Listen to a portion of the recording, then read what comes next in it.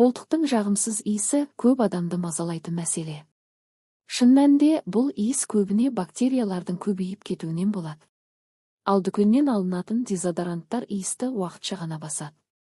Бүгін мен сізге табиғи әрі өте тиімді шешім ұсынамын.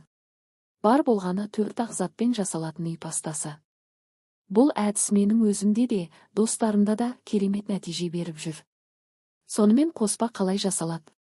Қажетті заттар: 1 шай қасық куркума ұнтағы, 1 шай қасық ас содасы, 1 шай қасық тіс пастасы, 1 шай қасық жаңа сығылған лимон шырыны.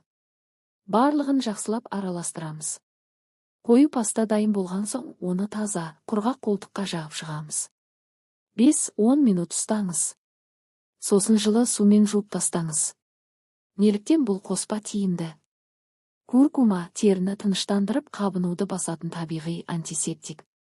Ас содасы ырын деңгейін қалыпқа келтіріп, бактерияларды жояды. Лимон шырыны иісті бейтараптандырып, тері түсін ағартады. Тіс пастасы құрамындағы ментол мен антисептиктер иістен арылуға көмектеседі, әрі теріге жағымды салқындық береді. Осы 4-еуі бірігіп, теріңізді балғын әрі таза ұстауға көмектеседі. Назар аударыңыз. Егер теріңіз сезімтал болса, алдымен қоспаны білектің кішкентай бөлігіне жағып көріңіз. Тіс пастасының кейбір түрлері аштуы мүмкін. Сондықтан бірден көп мөлшер қолданбаңыз. Қолдану жиілігі: бұл қоспаны аптасына 2-3 рет қолдануға болады. Бірнеше күннің ішінде-ақ жағымсыз иістің азайғанын байқайсыз.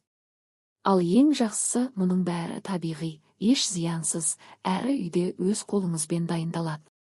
Қорытынды: егер сіз де қолтықтағы иістен ұялып жүрген болсаңыз, осы әдісті міндетті түрде қолданып көріңіз.